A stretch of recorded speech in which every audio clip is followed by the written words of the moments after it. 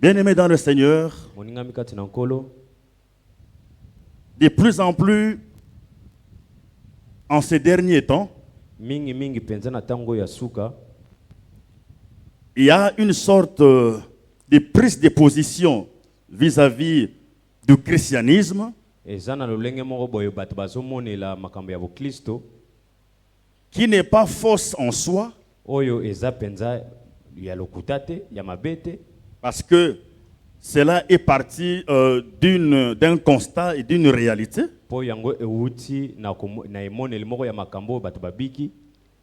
Mais que les hommes commencent un peu à exagérer.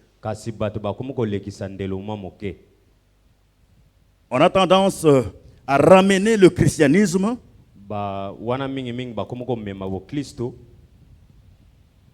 à conduire les enfants de Dieu à vivre leur spiritualité vers ce qui est physique, vers ce qui est humain, charnel. De plus en plus, quoique ce n'est pas faux, on montre aux enfants de Dieu, en tant que chrétiens, pour réussir, il faut travailler.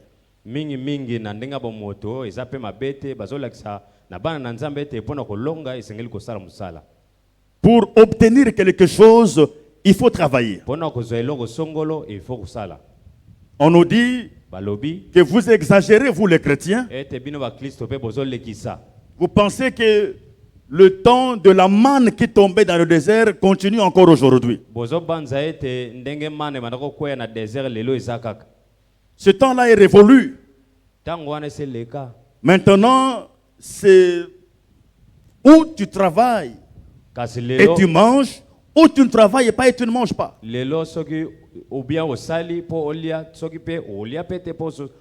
Si on ne fait pas attention, on va nous amener à un christianisme qui n'est plus basé sur la foi en Jésus-Christ, mais qui soit basé par nos efforts, vraiment exclusivement lié à la sueur de nos fronts. Parce que Dieu avait dit que c'est à la sueur de son front que tu mangeras. De plus en plus, on maintient cette dimension-là, même dans la vie des enfants de Dieu. Et aujourd'hui, si on voit les enfants de Dieu dans une certaine situation de misère, même les conducteurs d'église tirent des conclusions. C'est parce qu'il ne veut pas étudier. C'est parce qu'il ne veut pas travailler. On va plus loin pour dire, dans ces conditions-là, n'attends pas obtenir quelque chose de la part de Dieu. D'un autre côté, on surveille la vie au quotidien des enfants de Dieu.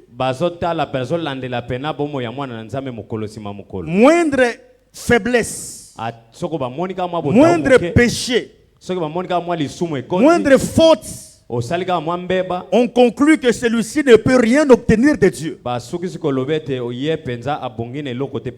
Mais là, on nous amène vers les pharisiens, justement. C'était ça la conception des pharisiens. Il fallait obéir aux lois sans faille pour espérer obtenir quelque chose de la part de Dieu. C'est comme ça que les lois de Moïse étaient obligatoires. C'est lui qui marchait en dehors de ces lois ne pouvait pas compter bénéficier de la grâce ou d'un regard favorable de Dieu. De nos jours, on nous regarde également de cette manière-là. C'est un piège. Ce soir, j'aimerais te dire que le christianisme est d'abord spirituel et surnaturel. Paul dit aux Éphésiens que notre combat n'est pas charnel. Nous luttons contre les esprits méchants dans les lieux célestes. Un esprit, on ne le voit pas, mais on subit. Le même Paul, quand il part aux Corinthiens, il leur dit: notre combat n'est pas charnel. Même les armes avec lesquelles nous combattons, elles ne sont pas charnelles. Elles sont puissantes par la vertu de Dieu, capables de renverser les forteresses, tout en n'étant pas charnel. Les chrétiens ont un privilège différent de ceux qui ne connaissent pas le Seigneur. C'est ceux-là qui ne connaissent pas le Seigneur qui sont soumis exclusivement aux lois de la nature. Mais nous les chrétiens nés de nouveau en Jésus-Christ, certes nous avons également cette obligation d'être soumis aux lois de la nature, mais nous avons également une possibilité d'obtenir grâce et miséricorde. Et de ne pas être totalement et toujours soumis aux lois de la nature. C'est cette partie-là qui nous fait que nous ne soyons pas soumis aux lois de la nature.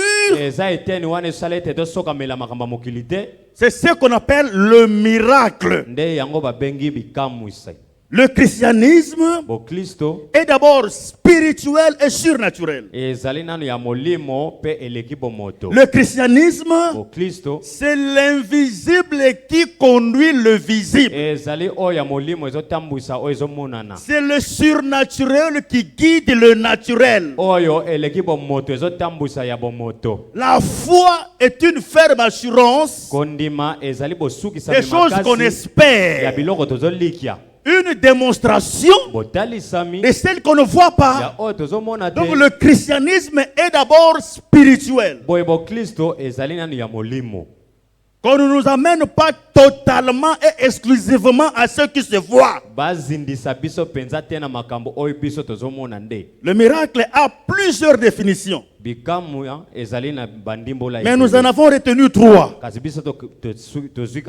Bien-aimés, suivez-moi attentivement. Je prie Dieu que je ne sois pas long, afin que nous puissions beaucoup prier. Le miracle signifie un événement extraordinaire qui dépasse les lois, de la nature et qui est souvent attribué à une intervention divine. C'est ça la définition du miracle. Un événement qui n'est pas ordinaire, qui ne vient pas tous les jours, qui dépasse toutes les lois de la nature et qui est attribué à une intervention humaine, non, divine. Deuxième définition. C'est un acte de puissance de Dieu qui échappe à toute explication scientifique. Un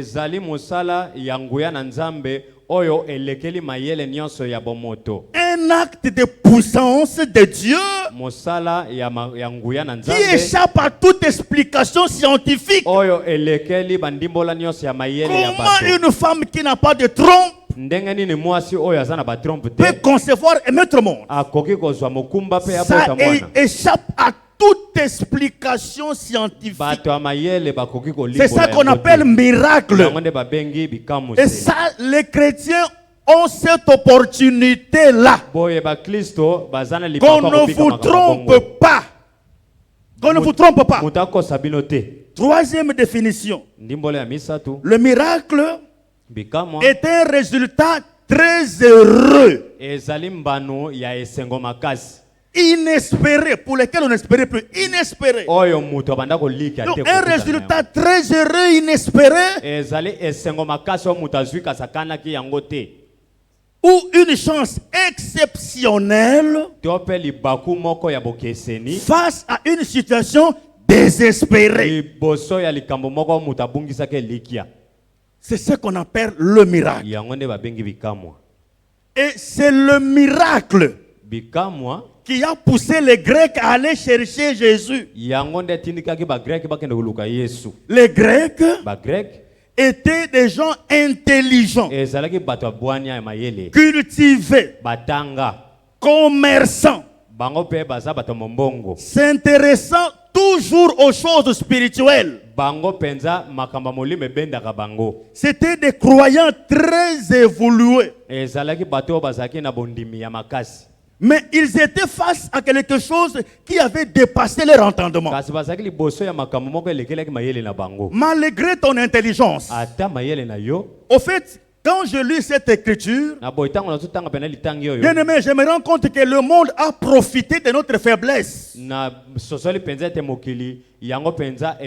On commence à critiquer les chrétiens à tort. On regarde les chrétiens, on nous groupe tous, on nous met tous dans un seul groupe. S'ils ne réussissent pas, c'est parce qu'ils ne travaillent pas. S'ils ne réussissent pas, c'est parce qu'ils n'étudient pas. S'ils ne réussissent pas, c'est parce qu'ils mènent une vie d'hypocrisie. Tantôt ils viennent à l'église, tantôt ils chantent, tantôt ils sont dans les boîtes. Combien de musiciens de ce monde ici ne se moquent-ils pas de nous directement en télévision? Oui, les chrétiens, les pasteurs, bon, on se croise avec eux. On se croise avec eux dans les hôtels, dans les couloirs. On se moque de nous. Nous faisons passer pour des personnes qui ne faisons rien. C'est faux et archi faux. Les chrétiens étudient. Les chrétiens travaillent durement. Il y a des chrétiens qui se comportent correctement. Mais il est seulement de certaines situations qui demandent une intervention surnaturelle qui ne dépend pas de nous. Parce que nous sommes limités. Les Grecs étaient de ces personnes-là, très intelligents, très cultivés, des commerçants enrichis, s'intéressant aux choses spirituelles. Mais ils ont vu que Lazare était ressuscité. Comment ont-ils analysé la mort de Lazare ainsi que sa résurrection? Effectivement, ils l'ont analysé sur le plan d'intelligence. Parce qu'en Israël, quand un homme est mort, 3 jours suffisaient. Donc, il pouvait encore garder son corps intact pendant 3 jours. C'est ce qu'on fait actuellement, embaumer quelqu'un. En Israël, 3 jours, le mort pouvait garder son corps intact. Mais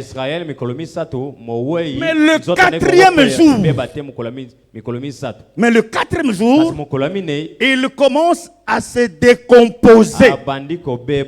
Il commence à pourrir. C'est comme ça que Marthe a dit à Jésus. Quand Jésus est arrivé, ôtez la pierre. Marthe dit, mais Seigneur, il sent déjà. Parce qu'il y a 4 jours qu'il est là-bas. Si c'était 2 jours, Marthe ne dirait pas qu'il sent déjà. Si c'était 3 jours, Marthe ne dirait pas qu'il sent déjà. Comme le principe en Israël, c'était le 4e jour, Marthe a dit à Jésus, non, il sent déjà. Pour dire c'est fini, c'est désespéré. Ça ne sert à rien. J'aimerais dire à quelqu'un ce soir, si tu as un cas désespéré, c'est au niveau des hommes. Il y a quelqu'un ce soir qui a une solution au-delà de ce désespoir. C'est comme ça que les Grecs étaient étonnés.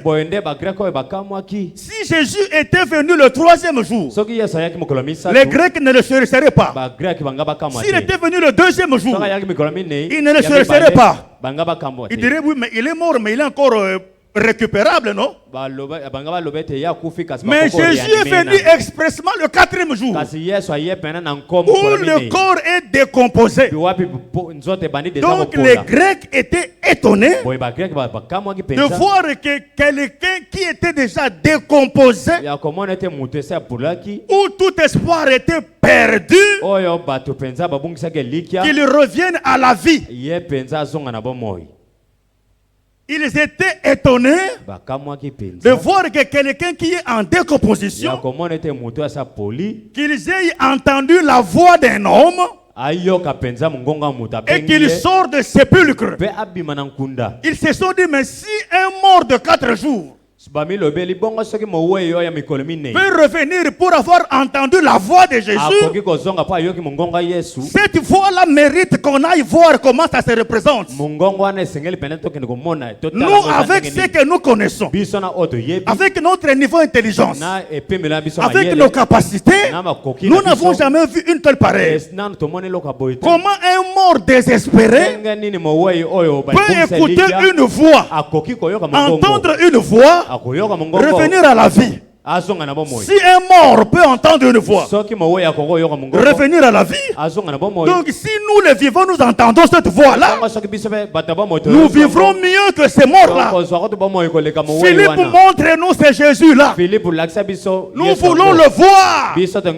Parce que ce qui s'est passé là, aucun niveau intellectuel ne peut le démontrer. Ça ne se fait pas. C'est ce miracle-là qui a poussé les Grecs. Si un mort de 4 jours, désespéré, peut entendre une voix, revenir à la vie, c'est que le vivant peut vivre plus que ce mort-là. Si le mort désespéré, au son de cette voix-là, sort d'un sépulcre, que dire de celui qui est vivant et qui le voit? Quelques Grecs, allons voir Jésus. Si ceux-là qui ne veulent pas qu'il reste, nous allons. Demandons avec insistance de le voir. Qu'est-ce que tu as comme cas désespéré ce soir? Quelque chose qui ne vient pas de l'homme va s'opérer dans ta vie ce soir. Quel que soit le jour. Jésus-Christ, quand il guérissait, il faisait également attention à la durée du problème. Le papa de l'épileptique là est venu avec l'enfant. Les disciples n'ont pas pu le guérir. Jésus a posé la question, ça fait combien de temps? Il a dit depuis son enfance. C'est un détail qui intéresse le Seigneur et qui intervient également dans sa manière d'agir. Le 4 jours peut expliquer ton problème ce soir. Les Grecs sont allés voir Jésus parce qu'il y avait le miracle.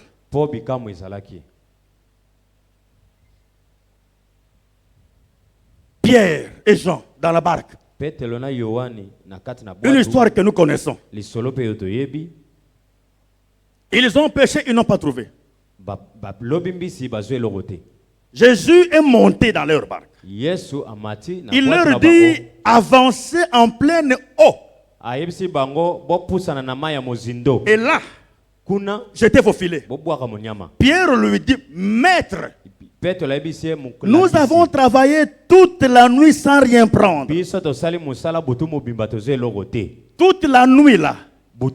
Pierre l'avait dit à Jésus expressement.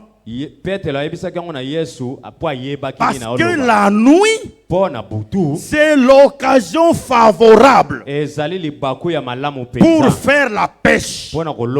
Pourquoi? Parce que les poissons, dans leur nature, pendant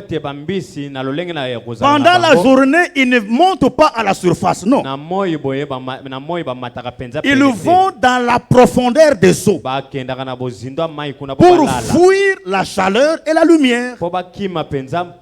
C'est comme ça que tout pêcheur expérimenté, s'il veut faire une bonne récolte de poissons, il travaille la nuit. Parce que pendant la journée, vous verrez que certains pêcheurs n'utilisent pas la maison. Il peut avoir une flèche. Parce que si le poisson est à la surface des eaux, il est visible. Comme c'est la journée, il est visible. Avec une flèche, une lance, il peut lancer. Et les poissons le savent. C'est comme ça qu'ils fouillent pendant la journée. Ils vont dans les profondeurs des eaux. Donc il faut venir la nuit quand eux ils viennent à la surface des eaux pour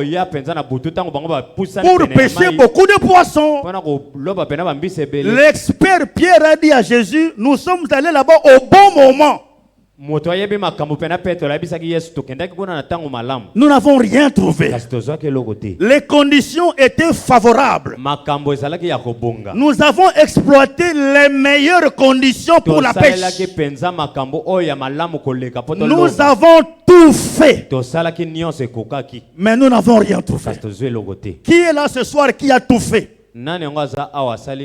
Qui est là ce soir qui a fait ce qui devrait être fait? Ce soir, moi je suis venu devant un auditoire de personnes qui ont déjà tout fait. Je ne m'inscris pas dans cette logique de ces moqueurs-là qui pensent que nous on vient chercher Jésus parce qu'on a échoué. Je suis devant des frères et sœurs, maman et papa. Je suis ce soir devant les frères et sœurs qui ont tout fait, qui ont étudié, qui ont cherché le médecin, qui ont cherché le travail, qui se préparent pour le mariage, qui font le commerce, qui ont des enfants, qui les éduquent bien, au fait, qui ont tout fait, mais qui ne marche pas. Pierre avait fait la même chose.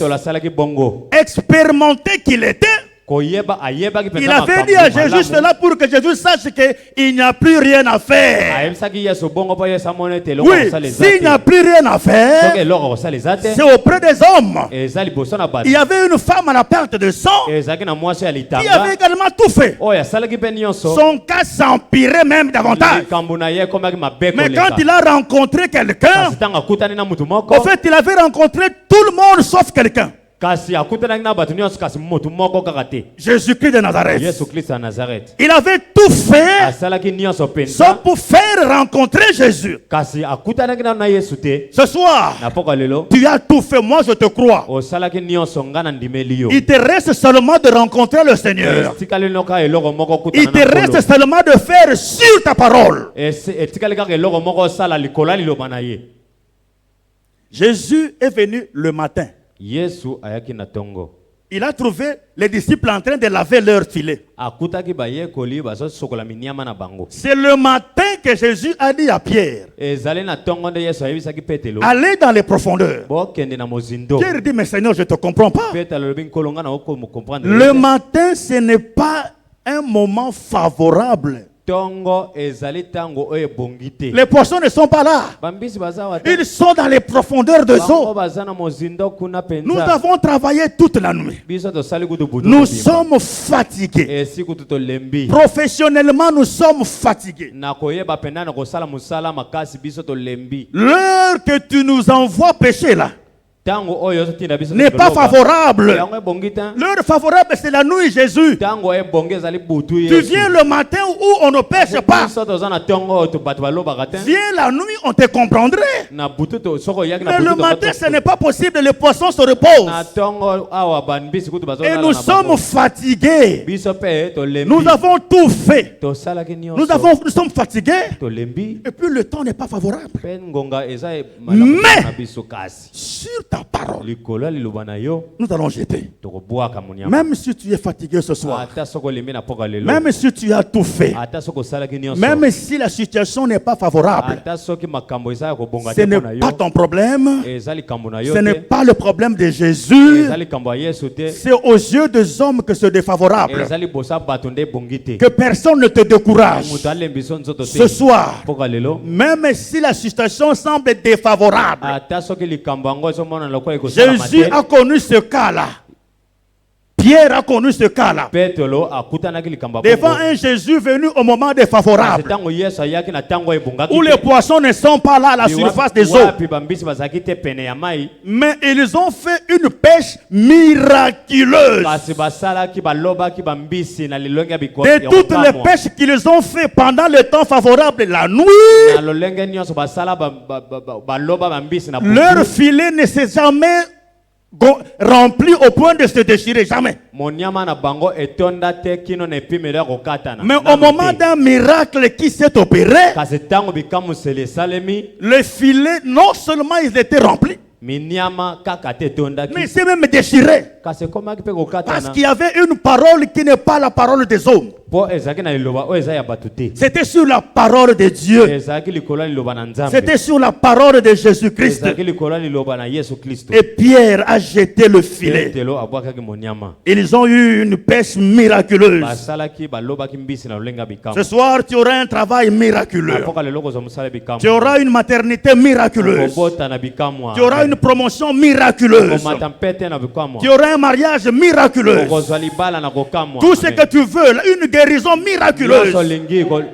Parce que nous voulons voir Jésus par le miracle. Jésus est venu prêcher et opérer. Il a dit, si vous ne croyez pas à ma parole, là, croyez aux œuvres.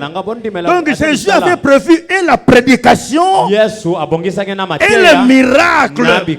Et c'est ce que nous avons hérité depuis la croix. Moi, je crois au miracle. Même si je n'en fais pas une vie de tous les jours, à un moment, je dois bénéficier de cela. C'est un avantage de la croix. Le diable est en train de nous décourager, bien-aimés. Tel que nous sommes là, chacun de nous a eu à faire quelque chose. Dans tout ce que tu entreprends là, si nous vérifions, chacun de nous a eu à faire quelque chose. C'est ce qui me motive à parler du miracle. L'intervention divine qui dépasse toutes les lois naturelles, toute explication scientifique. Et cela est faisable. Dans Acte 4 que nous avons lu, encore là, il s'agissait de Pierre et de Jean. Ils ont opéré un miracle, faisant marcher un paralytique depuis la naissance, âgé de plus de 40 ans.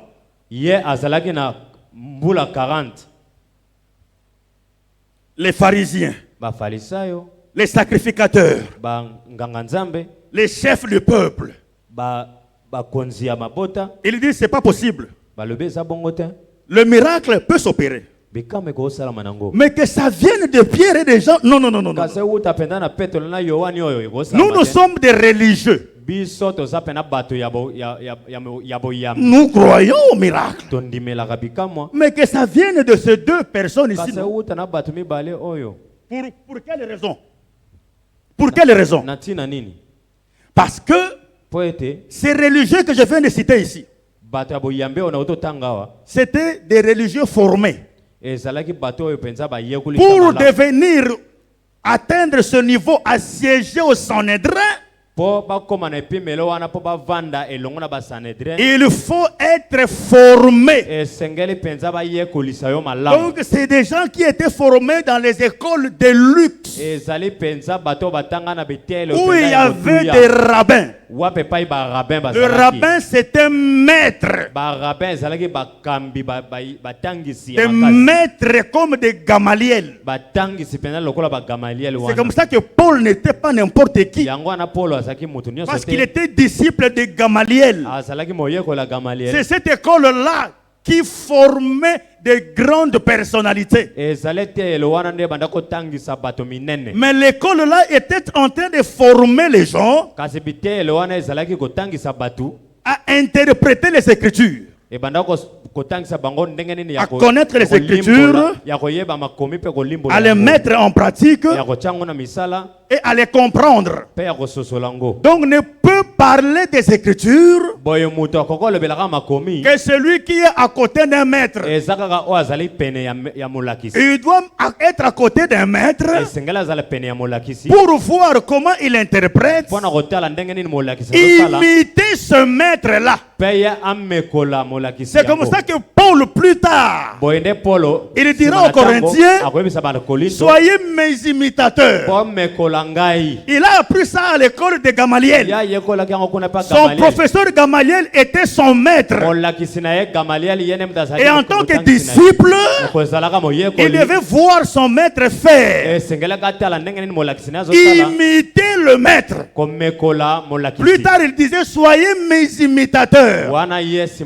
Mais étant converti, il n'a pas dit comme moi je l'ai été de Gamaliel, non. Comme moi je le suis de Jésus. Parce qu'il a rencontré un maître suprême par rapport à Gamaliel. Soyez mes imitateurs.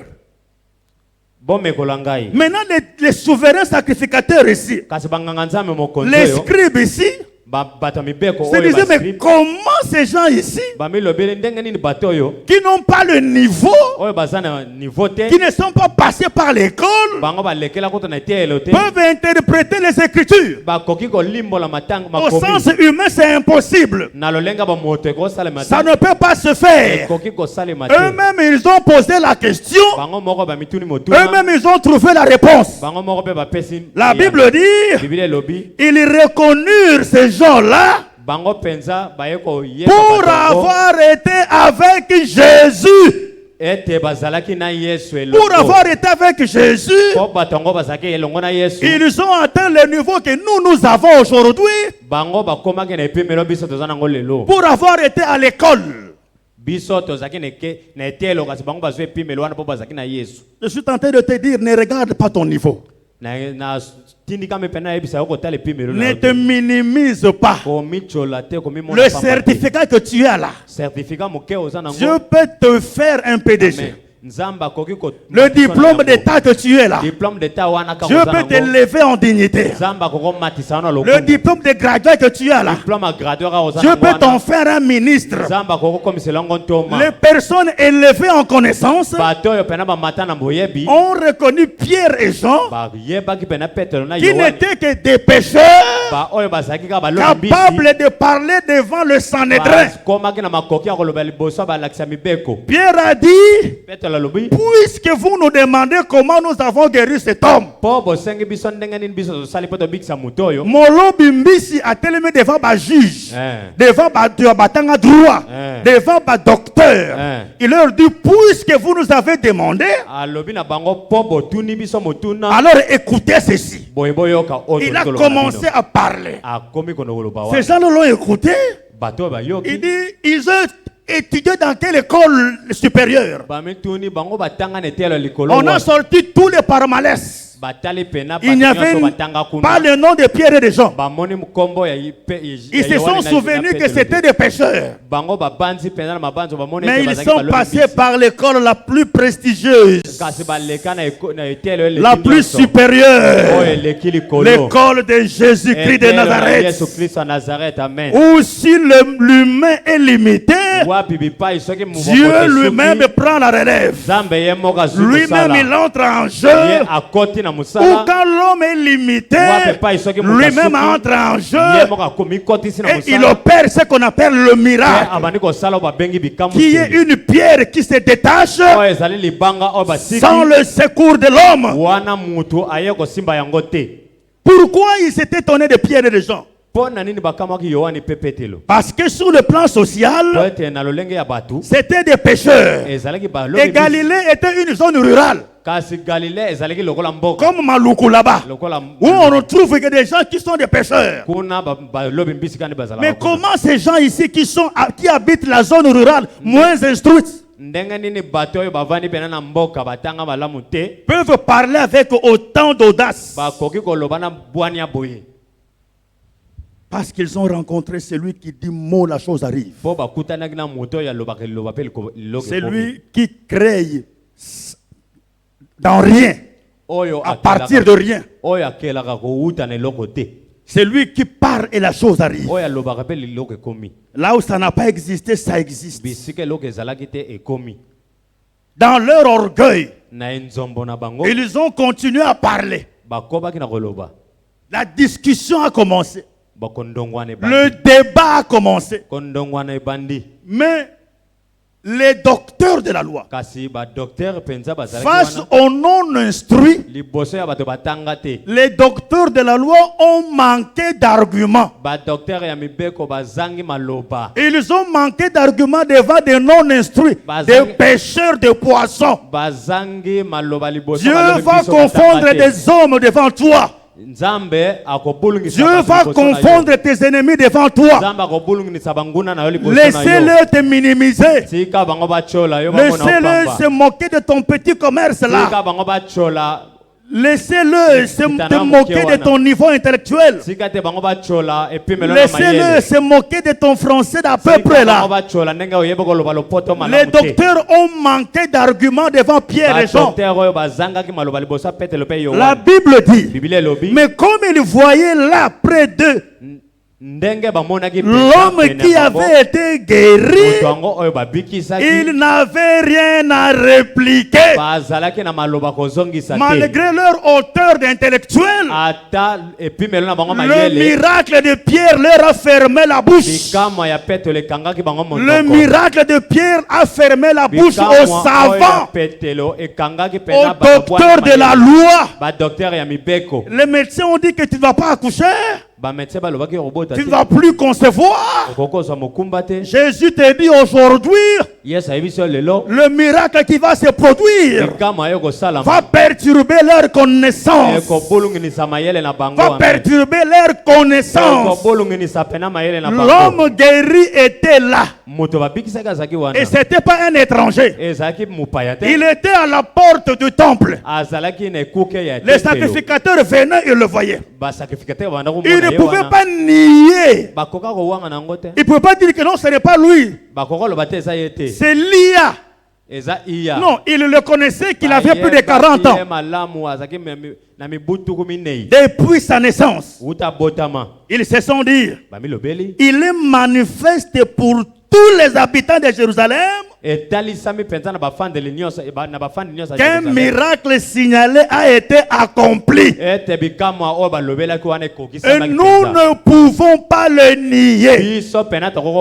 Le miracle va fermer la bouche à tes ennemis. Quand ils te verront avec un bébé, ils n'auront qu'un choix de venir te poser la question comment tu as fait. Mais ils ne pourront plus jamais se moquer de toi. Ils ne pourront plus jamais se moquer de toi. Quand ils te verront malgré ton niveau qu'ils critiquent là, en train de construire les immeubles, rouler carrosse. Vous savez, un jour là, je suis allé à Bokungu Ikela, pas à l'Équateur. Hein. Donc à l'Équateur, je sors Mbandaka. Je vais au village là-bas à Bokungu. Ou quand vous êtes dans l'avion là, pour que l'avion atterrisse, le petit porteur, le pilote doit faire tour pour regarder s'il n'y a rien sur la piste d'atterrissage. C'était en pleine forêt équatoriale. Donc quand on est en haut là-bas, vous voyez un animal sort, il passe là-bas. Donc il faut se rassurer. C'est en pleine forêt. Et moi, quinoa, j'atterris là. J'ai vu des gens avec les lingwanda pour la première fois. J'ai dit, mais c'est ça la forêt équatoriale en question qu'on a étudiée. Effectivement, des papas avec des lance-pierres, tout ça, qui viennent de... Et puis on nous a logés dans une mission de l'église catholique où il y avait un peu de courant pour travailler.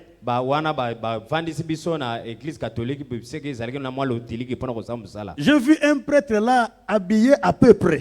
Un prêtre là habillé avec des babouches et tout ça qui vient là. Moi j'étais un peu avec mon auteur de quinoa. Et il me dit, ah mais ce travail que tu fais ici, j'ai vu ça en Belgique. Oh. En quoi? En Belgique.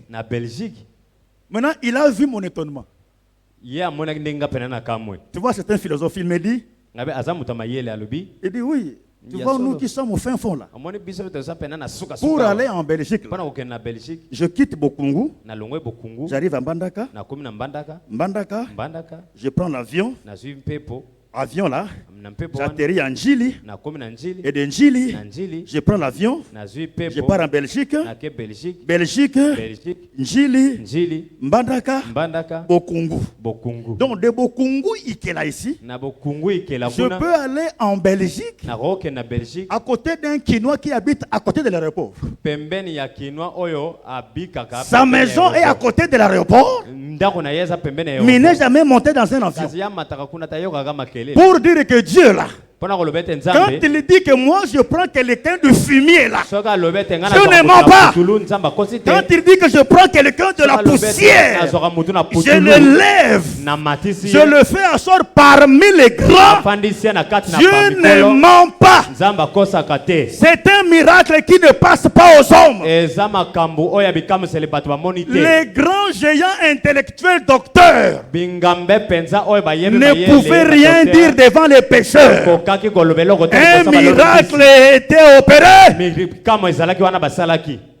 Vous savez, les Grecs étaient très étonnés de la mort et de la résurrection de Lazare. Parce qu'ils ont assisté. Jésus a dit, ôtez la pierre. Marthe dit non, mais c'est depuis 4 jours. Selon la loi, c'est impossible. Jésus dit, Père, je te rends grâce de ce que tu m'as exaucé. On exauce que quelqu'un qui a prié. Où est-ce que Jésus a prié ici? Il ne dit pas que tu m'exauceras. Tu m'as exaucé. Et je te rends même grâce par rapport à cela. Il a prié où avant de dire ça? Pourquoi il a dit ça? Parce que sa seule présence ressuscite les morts. Sa seule présence change de situation. Il n'a pas besoin de prier. Quiconque vient dans sa présence, il peut sortir guéri de sa maladie. Les démons qui étaient dans le fou de Gadara, ils ont vu Jésus de loin. Jésus a posé seulement le pied sur la terre. Il commence à s'agiter. J'ai lu dans Nombre. Dieu a dit à Moïse, prends les 12 bâtons des tribus d'Israël. Mettez-le devant moi. Dans la tente d'assignation devant l'arche. La verge qui va porter les fleurs, c'est cette verge-là que j'ai choisie. Moïse a mis ça la nuit. Le matin, il vient. Il trouve que la verge d'Aaron avait fleuri. Pour qu'un arbre puisse porter de fruits, Il faut le planter. Mais celui-là n'a pas été planté. Juste dans la présence de Dieu, il a porté des fruits. Tu es là dans la présence de Dieu ce soir. Ça te suffit pour que tu aies ton miracle. Ça te suffit pour que tu portes des enfants. Ça te suffit pour que tu trouves le travail. Ça te suffit pour que tu voyages. Père, je t'exauce parce que je te rends grâce parce que tu m'as exaucé. Ma présence suffit. Voilà pourquoi il dit là où 2 ou 3 sont réunis à mon nom, je suis là. Je suis là. Ce soir, crois que le miracle est là. Vous savez, j'étais venu avec ce poids ici, mais le modérateur m'a encore énervé davantage. Il m'a encore révolté davantage. Il a dit, tout le monde sait que vous venez prier ici. Vous n'avez pas remarqué que je suis présent depuis le premier jour. Moi, je travaille de 6h à 20h. Je travaille les dimanches et les samedis. Mais je suis là tout le mois d'août. Pourquoi? Parce qu'au travail, là, je leur ai dit, mon congé annuel, je ne le prends qu'au mois d'août. C'est connu. Les gens ne savent pourquoi les gens se posaient des questions et tout. Finalement, je leur ai dit ça. J'ai dit, au mois d'août, moi je vais en Ramadan. Comme les musulmans vont en Ramadan. Moi, au mois d'août, je monte à la montagne. Mon chef direct le sait. C'est officiel là-bas au travail là. Ils savent qu'au mois d'août là, avant le mois d'août, le chef est venu au bureau là chez nous. Il dit qu'ils vont aller en congé ici. Prenez tout le mois sauf le mois d'août. C'est lui qui va prendre le mois d'août, la risque de se faire maudire par le pasteur. Ils savent qu'on ne touche pas le mois d'août, c'est réservé pour août Mahombe. C'est connu au travail là-bas. C'est les gens intellectuels là. Je leur ai mis ça en tête. Dernièrement ici, mon collaborateur m'a appelé à 16h. Il ne m'a pas eu. Il m'a appelé vers 21h, il m'a eu. Il m'a, je t'appelais là, je n'étais pas eu. Il dit, Daniel, entre 16h et 20h, mon téléphone est fermé. Il dit, oui, quand ça n'a pas sonné là, je suis allé dire au chef, il est à l'église. On dit, ok, il faut qu'il le sache comme ça. Que moi, je suis à l'église. Parce que vous pensez que nous, quand on vient à l'église, c'est parce qu'on a échoué. Voilà pourquoi on vient à l'église. Nous venons à l'église parce que nous avons compris que le monde est limité. C'est que le monde ne peut pas nous donner. Dieu peut nous donner. La femme à la perte de sang a vu des médecins. Son cas s'était empiré. Il a touché le pan de la robe. Sur le champ, nous connaissons ce que nous cherchons. Donc là-bas, on sait que ce type, quand il va rentrer de son congé, là, les provocateurs vont me poser la question avec ironie. Comment était le Ramadan? Je vais me moquer d'eux, attention. Parce que moi, je crois au miracle. Je vais sortir de celui avec une preuve tangible. Je vais leur dire, voici ce que Dieu a fait. Voici ce que Dieu a fait. Pendant 28 jours, je n'ai pas perdu mon temps. Je ne m'étais pas présenté devant un homme, né d'une femme, devant le Dieu qui dit, moi la chose arrive. C'est ce Dieu-là devant qui je me tiens ce soir. Où je lui dis, miséricordieux en modérant, Dieu a utilisé tout le monde parfaitement pendant ce Mahombe. Prédicateur, modérateur, chantre, Dieu vous a utilisé exceptionnellement. Jésus-Christ a guéri les gens sans tenir compte de leur faiblesse. Cordier modère ici. Il dit prions le Seigneur pour que le Seigneur nous aide au-delà de nos faiblesses. Il dit Pierre, il a vu Jésus venir. Dis un mot que je vienne. Viens. Pierre commence à marcher. Mais c'est un humain, c'est pas Dieu. C'est l'eau. C'est la nuit. Faut pas le condamner. Il a regardé. Il a eu peur. Il a commencé à sombrer. Jésus est venu. Il a d'abord sauvé Pierre. Et puis il lui a fait remarquer que pourquoi tu as peur. Quel que soit ton péché là, Dieu va d'abord te soutenir. Dieu va d'abord te regarder. Dieu va d'abord te toucher. Dieu va d'abord te guérir. Dieu l'a fait plus d'une fois. Ce n'est pas seulement avec Pierre. Dans la barque. Traversons là-bas. Traversons. Il monte. Les eaux vont violentes, tempêtes dans tous les sens. Il réveille Jésus. Mais tu vas pourrir ici, tu dors. Il lui dit, ah, vous là-bas, attendez d'abord. Silence. Taisez-vous. Tout ça, c'est fini. Calme et rentrez. Et puis après, il vient faire la remarque. Homme de peu de foi, pourquoi vous avez douté? Là, c'est dans le calme. Que Dieu maîtrise d'abord tes tempêtes. Que Dieu guérisse d'abord ta maladie. Que Dieu te donne d'abord ce que tu cherches. Que Dieu te donne d'abord le mariage. Qu'il te donne d'abord des enfants. Le travail. L'élévation. Et puis il viendra voir ton beau taou là après. Il est le même hier, aujourd'hui et éternellement. Il n'a pas blâmé les personnes d'hier. Il ne te blâmera pas. Même si tu as péché avant de venir ici, il va te poser la question: où sont ceux qui te condamnaient? Ils ne sont pas là. Moi non plus, je ne te condamne pas. Va. Mais ne pêche plus. Jésus n'a pas dit ne pêche plus, hein? Maintenant va. Non. Va d'abord. Évolue d'abord. Marie-toi d'abord.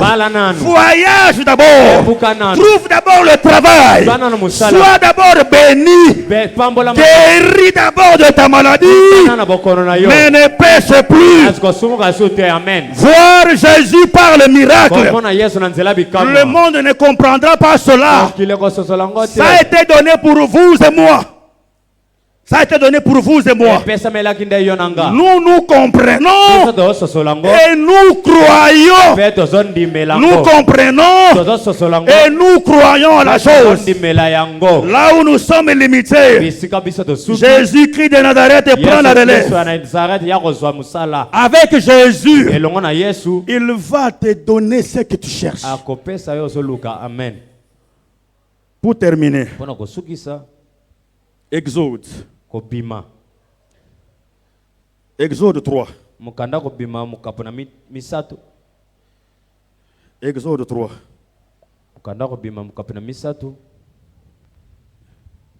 Dieu, c'est un Dieu d'ordre. C'est ce qui me pousse à dire que tu as tout fait. Il ne te reste qu'une seule chose. Le miracle. Le miracle. Une intervention divine qui défie toutes les lois naturelles. Exode chapitre 3, versets 18 à 21. C'est Dieu qui parle à Moïse. Nous connaissons l'histoire. Il est apparu à Moïse. Il l'envoie aller voir Pharaon. Dieu ne nous induit pas à la rébellion. Faux. Dieu ne fait pas de nous des enfants mal éduqués. Non. Dieu nous envoie à faire ce qu'il faut faire. Il nous envoie travailler. Il vient, il nous prêche. Il dit là où vous avez travaillé là, soyez honnêtes.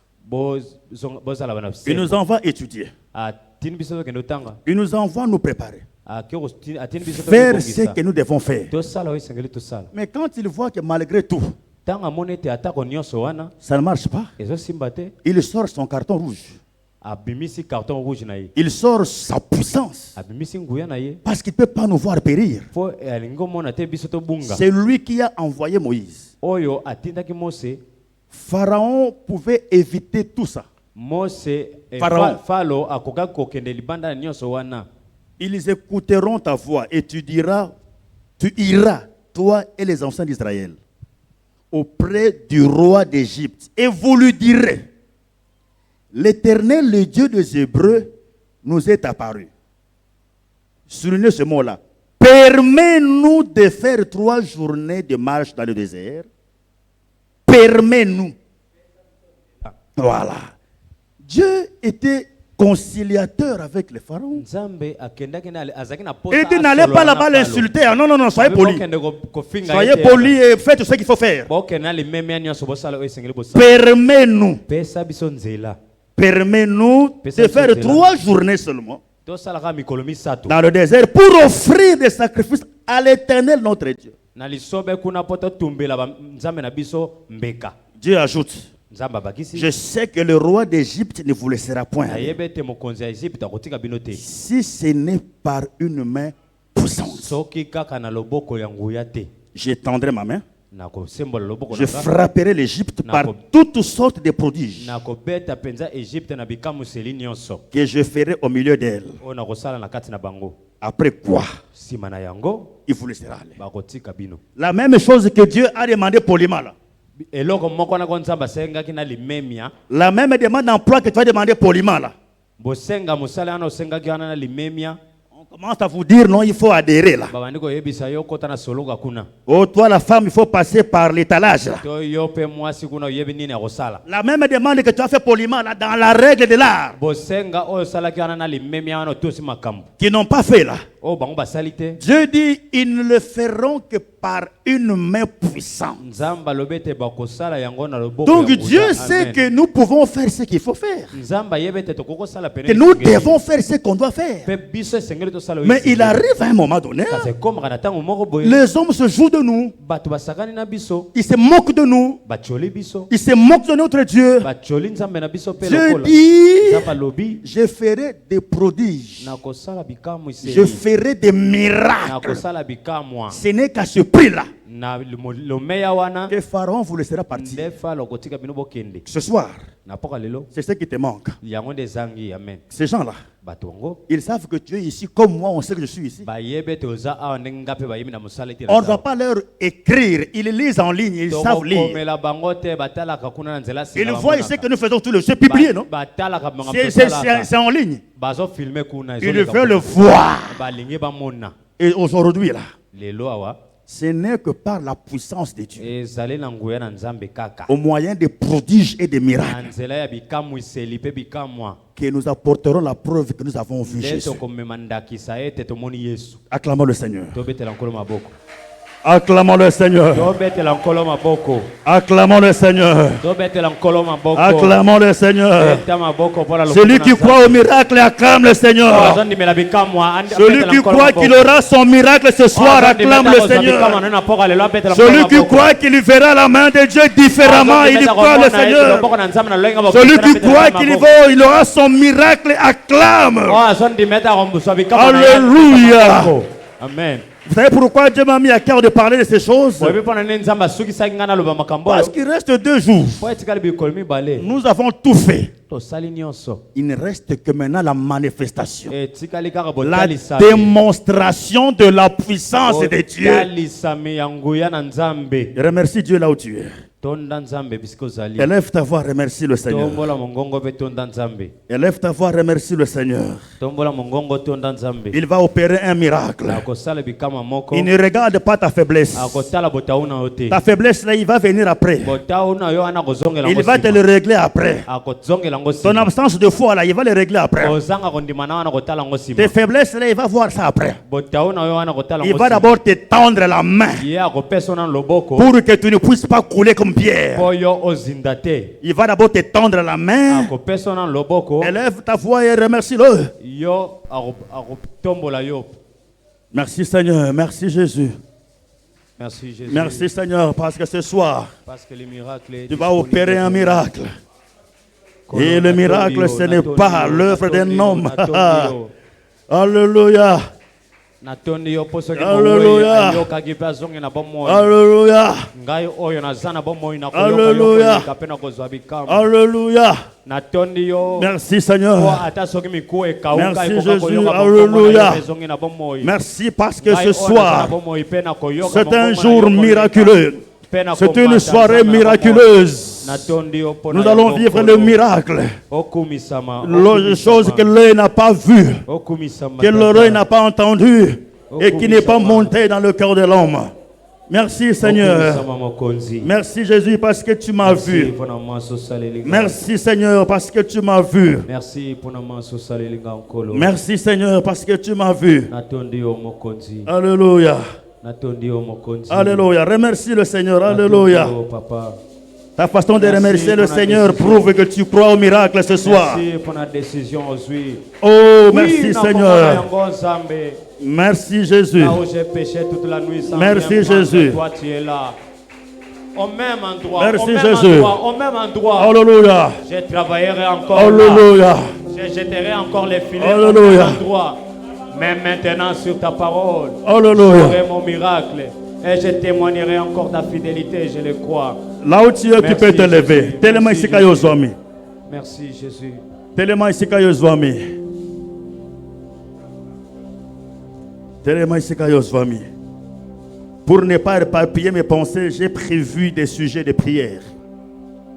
Je commence par Matthieu chapitre 8 et 13. Le centenaire répondit, Seigneur, je ne suis pas digne que tu entres sous mon toit, mais dis seulement un mot et mon serviteur sera guéri. Dis seulement un mot et mon serviteur sera guéri. Dis seulement un mot et mon serviteur sera guéri. Puis Jésus dit au centenier, va, qu'il te soit fait selon ta foi. Et à l'heure même, le serviteur fut guéri. Ici kayo ozwami ozo bondela na motema na yo mobimba ke Nzambe asalela yo bikamwa loba na ye likambo nanga oyo ewumeli na pokwa na lelo oyo kotala ba condition nanga ite ya botaou na sumukaki tu n'es pas là-bas. Seigneur, dis seulement un mot et Jésus te dira va, tu sortiras de ces lieux, ta foi t'a sauvé. Et à l'instant où tu vas continuer à prier, crois qu'un miracle s'opère dans ton corps. Crois qu'un miracle s'opère. Ce n'est pas toi, c'est Dieu qui le fait. Dis seulement un mot. Fais seulement. Et Dieu va commencer à faire. En fait, Dieu n'attend que tu le lui dises pour que lui entre en jeu. Élève ta voix, tu bats les mains. S'il faut marcher, tu marches. Tu dis à Dieu, voici, j'ai laissé mon travail là-bas, on ne veut pas me le donner. J'ai laissé les médecins avec mon diagnostic sur leur table, disant que je ne peux pas concevoir. J'ai laissé ce chef-là avec mon dossier sur sa table. Dis seulement un mot et ma situation sera décantée. C'est un mot de miracle. C'est un mot miraculeux. Ce n'est pas un mot des hommes. Ce n'est pas un mot de ton père, de ta mère, de ton chef. Loba Nzambe, Loba. Alléluia. Bondela, bondela. Alléluia. Loba Nicolas libala nangai. Libala nangai eumeli. Maladi nangai eumeli. Bondela, bondela. Combien de temps tu es malade?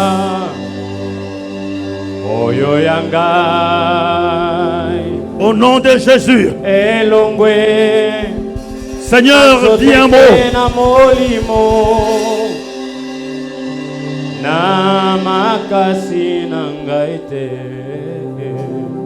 Oh Dieu d'Israël,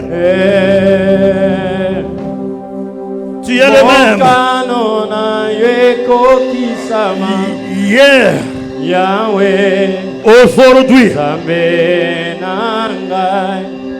aujourd'hui, et éternellement. Alléluia. Alléluia. Alléluia. Alléluia. Au nom de Jésus. Salabika mwana pokwa na lelo nzambe na bomoi. Alléluia. Alléluia. Oh Dieu, fais quelque chose. Opère un miracle, dis un mot ce soir. Oh Dieu d'Israël. Ndekolangai bondela, bondela, bondela. Nzambe aloba na bomoi na yo. Lokola bato balobaka te, mais lokola nzambe alobaka. Ye alobaka lokola bana na moto te. Alléluia. Alléluia. Oh Dieu d'Israël. Au nom de Jésus. Yahweh. Alléluia.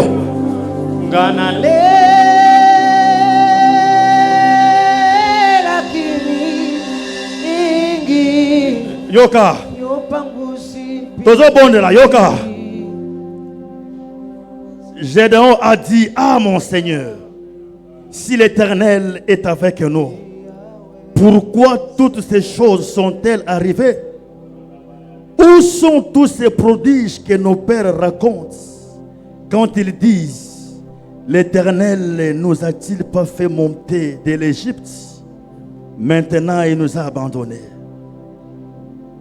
Ozolo bananzambe boy na yoka yo na sango kopesa kamabuta na yoka yo na sango kopesa kamombongo Pierre na Jean na yoka yo na sango kobikisa kamaladi ya 12 ans.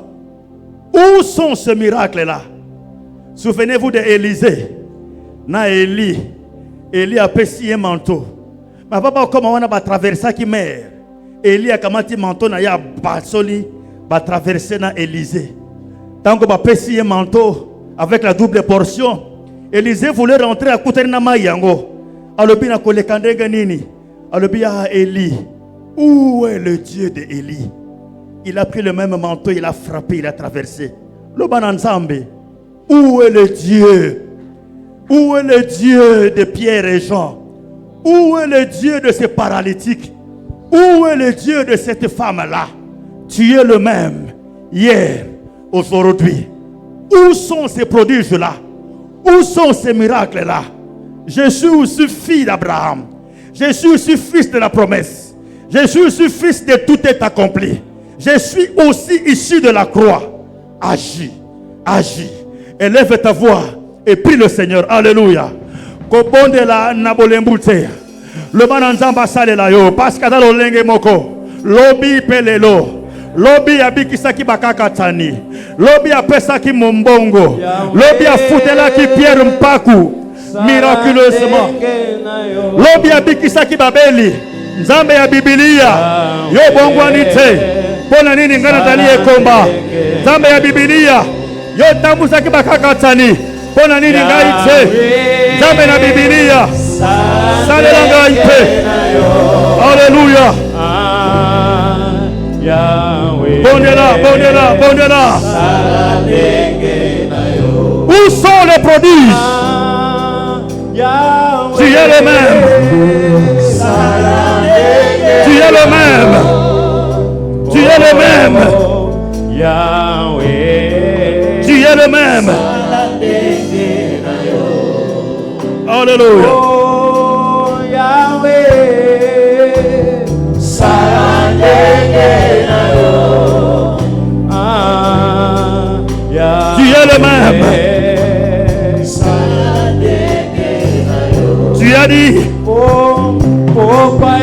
Kolokotaka moto na putulu. Mais ofanisi ekate na bato. Alléluia. Alléluia. Oh Dieu, va avec la force que tu as. Va avec la grâce que tu as ce soir. Délivre ta famille. Délivre ton travail. Délivre ta femme et ton mari.